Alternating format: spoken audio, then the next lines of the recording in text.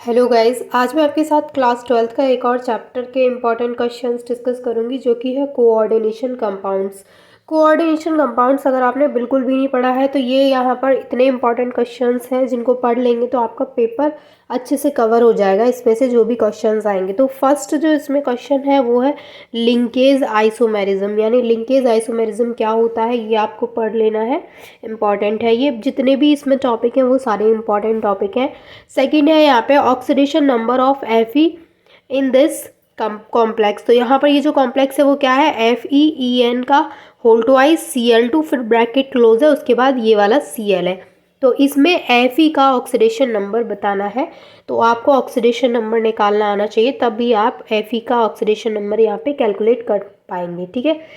Next जो यहाँ पे क्वेश्चन है वो है role of coordination compound in biological system, medical system and analytical chemistry with example. यानी कि जो बायोलॉजिकल सिस्टम है या फिर जो मेडिकल सिस्टम है या फिर एनालिटिकल केमिस्ट्री जो है, इसमें बायोलॉजिकल कंपाउंड कोऑर्डिनेशन कंपाउंड्स का क्या रोल होता है ये बताना है, और सभी का एक एक एग्जाम्पल एटलीस्ट यहाँ पे देना है। ठीक है। नेक्स्ट जो क्वेश्चन है वो है how many ions are produced from the complex. Complex है ये CONS3 का whole 6 bracket close and bracket के बाहर Cl2 इन सोल्यूशन। तो इसका क्या बताना है यहाँ पे, how many ions are produced, कितने आयन्स प्रोड्यूस्ड होंगे इससे, ये जो यहाँ पे कॉम्प्लेक्स दे रखा है।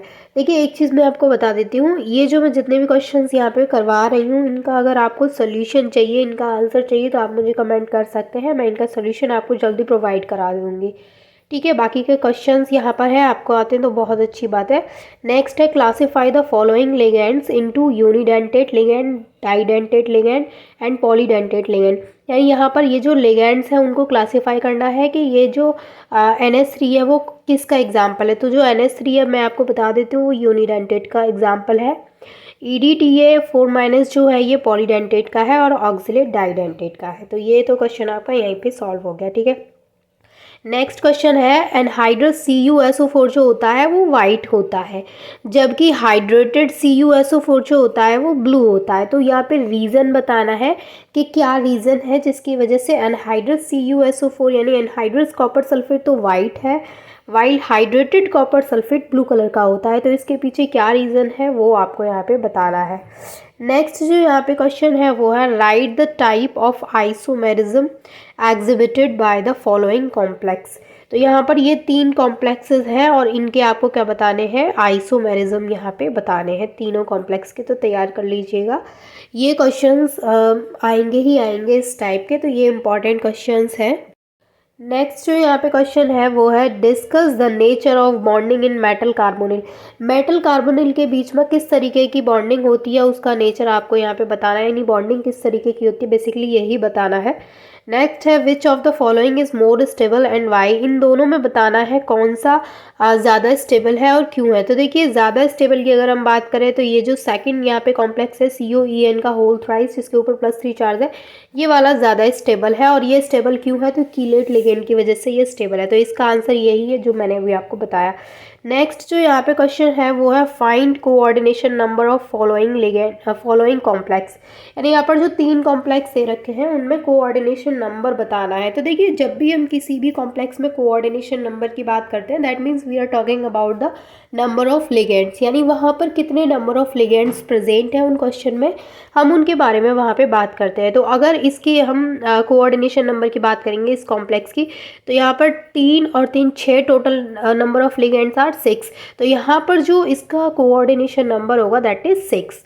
इसकी बात करें तो यहाँ पर 4 है तो इसका 4, यहाँ पर 4 5 6, मतलब जितना उसमें कोऑर्डिनेशन नंबर की बात हो रही है तो जितने नंबर ऑफ लिगेंड्स है, जैसे ये क्या है लिगेंड्स है ये, तो ये लिगेंड्स है सब, तो ये क्या है, ये जितने नंबर ऑफ लिगेंड्स वहाँ पे बैठेंगे वही उसके क्या होंगे, कोऑर्डिनेशन नंबर होगा। ठीक है।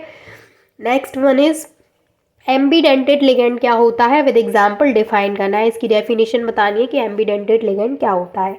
नेक्स्ट है IUPAC नोमेनक्लेचर। तो IUPAC नोमेनक्लेचर तो आपको आना ही चाहिए। यहाँ पर कुछ 4 इंपॉर्टेंट कॉम्प्लेक्स दे रखे हैं जिनका कि आपको याद कर लेना है। बाकी IUPAC जो नोमेनक्लेचर होता है कॉम्प्लेक्स का, वो आपको अच्छे से आना चाहिए, ठीक है। और कुछ अगर सबका नहीं आता तो कुछ का तो सीख ही लीजिए। जैसे जितने भी कॉम्प्लेक्स यहाँ पर मैंने ऊपर भी आपको 1-2 कॉम्प्लेक्स का एग्जाम्पल दिया है, और ये तो इन सभी के तो आप एटलीस्ट करना सीख ही लीजिए। नेक्स्ट जो यहाँ पे क्वेश्चन है वो है, on the basis of crystal field theory right the electronic configuration of D4 in term of T2G and EG in octahedral field when, जब डेल्टा नॉट की वैल्यू P से ज़्यादा हो और डेल्टा नॉट की वैल्यू P से कम हो, तब बताना है D4 का electronic configuration in terms of T2G and EG, और ये ऑक्टाहेड्रल फील्ड के केस में बताना है, ठीक है। तो ऑक्टाहेड्रल फील्ड व्हेन, ये वाली जो 2 वैल्यू है इनको ध्यान में रखते हुए क्वेश्चन इंपॉर्टेंट है, इसको तैयार करना है। नेक्स्ट है, give geometry hybridization and magnetic property of these complexes. ये जो यहाँ पे कॉम्प्लेक्सेस है, सबसे पहले आपको इनकी ज्योमेट्री बतानी है, फिर इनका हाइब्रिडाइजेशन, देखिए ज्योमेट्री बतानी है या फिर हाइब्रिडाइजेशन बताना है या फिर मैग्नेटिक प्रॉपर्टीज़ बतानी है। तो उन सभी को बताने के लिए एक चीज़ होती है, अच्छा बेस्ड ऑन बीबीटी के बेस पे बतानी है, तो सबसे इंपॉर्टेंट चीज़ जो होती है वो ये होती है कि किसी भी कॉम्प्लेक्स को हमें सॉल्व करना आना चाहिए। जब हम उस कॉम्प्लेक्स को सॉल्व कर लेंगे तो हम उसका हाइब्रिडाइजेशन भी बता देंगे, उसकी ज्योमेट्री भी बता देंगे और उसकी मैग्नेटिक प्रॉपर्टीज़ भी बता देंगे कि जैसे वो पैरामैग्नेटिक है या फिर वो डायामैग्नेटिक है। तो नंबर ऑफ अनपेयर्ड इलेक्ट्रॉन के बेस पे हम उसको पैरामैग्नेटिक बोलते हैं, नंबर ऑफ पेयर्ड इलेक्ट्रॉन के बेस पे उसको डायामैग्नेटिक बोला जाता है।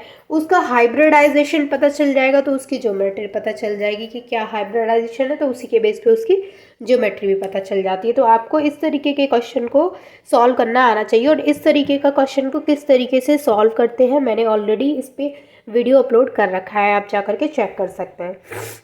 नेक्स्ट जो है वो है, why solution of this complex is green while solution of this complex is colourless. यहाँ पर देखिए निकिल का जो यहाँ पे कॉम्प्लेक्स है वो वाटर के साथ में बन रहा है और यहाँ पे साइनाइड के साथ में। तो ये जो कॉम्प्लेक्स है ये ग्रीन कलर का होता है, जबकि ये वाला जो कॉम्प्लेक्स है वो कलरलेस होता है। तो इसका रीज़न बताना है कि क्या रीज़न है जिसकी वजह से एक कॉम्प्लेक्स तो ग्रीन कलर का हो रहा है और दूसरा कॉम्प्लेक्स यहाँ पे कलरलेस है। नेक्स्ट क्वेश्चन है, विच ion has highest magnetic movement. कौन सा आयन है जिसका हाईएस्ट मैग्नेटिक मूवमेंट होगा। तो देखिए 3 यहाँ पे ये कॉम्प्लेक्स दे रखे हैं और तीनों के आपको क्वेश्चन सॉल्व करने पड़ेंगे, देन आपको पता चलेगा कि किसका हाईएस्ट मैग्नेटिक मूवमेंट होगा, ठीक है। नेक्स्ट जो है यहाँ पे वो है स्पेक्ट्रोकेमिकल सीरीज। स्पेक्ट्रोकेमिकल सीरीज को अच्छे से याद कर लीजिएगा। Arrange the following ligand in increasing order of their strength. इसमें लिगेंड्स नहीं है अभी, तो यहाँ पर लिगेंड्स आएंगे। नेक्स्ट जो क्वेश्चन है यहाँ पर वो CL4 2- जो है वो, तो ये पैरामैग्नेटिक है, जो कॉम्प्लेक्स है वो पैरामैग्नेटिक है और ये वाला जो कॉम्प्लेक्स है वो डायामैग्नेटिक है। तो यहाँ पर ये बताना है कि ये पैरामैग्नेटिक क्यों है और ये डायामैग्नेटिक क्यों है। तो इसका रीज़न क्या होगा, सिंपली जब इलेक्ट्रॉनिक कॉन्फ़िगरेशन करेंगे तो वहाँ पर पता चल जाएगा कि यहाँ पर कौन सा पैरामैग्नेटिक है और कौन सा डायामैग्नेटिक है और क्यों है। क्योंकि पैरामैग्नेटिक क्यों होगा, क्योंकि number of unpaired electrons present होंगे उसमें, और डायामैग्नेटिक में अनपेयर्ड इलेक्ट्रॉन नहीं होंगे, ठीक है ना। नेक्स्ट जो है वो है, so the splitting of D orbital in octahedral crystal field. देखिए डी ऑर्बिटल में किस तरीके की स्प्लिटिंग होती है ऑक्टाहेड्रल क्रिस्टल फील्ड में, वो शो करवानी है। नेक्स्ट है यहाँ पे डिफरेंस है double salt and complex salt के बीच में क्या डिफरेंस होता है ये डिफाइन करना है। Next one is explain the bonding in coordination compound in terms of Warners postulate. यानी यहाँ पर कोऑर्डिनेशन कंपाउंड में बॉन्डिंग आपको एक्सप्लेन करनी है in terms of Warners postulate. और नेक्स्ट है यहाँ पे होमोलैप्टिक कॉम्प्लेक्स और हेटेरोलैप्टिक कॉम्प्लेक्स क्या होते हैं ये आपको डिफाइन करना है। और ये वाला जो क्वेश्चन है यहाँ पे spectrochemical series arrange the following ligand. अभी मैं जस्ट आपको इसके यहाँ पे लिगेंड्स लिखवा देती हूँ। तो यहाँ पर जो लिगेंड आएंगे वो ये है, यानी स्पेक्ट्रोकेमिकल सीरीज और arrange the following ligand in increasing order of their strength. ये जो यहाँ पे लिगेंड से रखे हैं जैसे I-H2O है, Br है, CO है, F है, तो इनको इनकी increasing order of strength, field strength का जो ऑर्डर है वो इंक्रीजिंग ऑर्डर के बेस पे इनको यहाँ पे अरेंज करना है, increasing order of their field strength. और यहाँ पे स्पेक्ट्रोकेमिकल सीरीज़ का आपको अच्छे से याद करना है, स्पेक्ट्रोकेमिकल सीरीज़ को, इम्पॉर्टेंट है ये। तो यही थे, ये इतने सारे इंपॉर्टेंट क्वेश्चंस हैं। अगर आपने बिल्कुल भी चैप्टर नहीं पढ़ा है तो आप इनकी तैयारी करके भी इजीली पूरे पेपर में जितने भी क्वेश्चंस आएंगे उनको कवर कर सकते हैं, इस चैप्टर के जितने भी होंगे। एंड आई होप कि ये वीडियो आपके लिए हेल्पफुल रही होगी। And thank you so much for watching this video. All the best for your exams.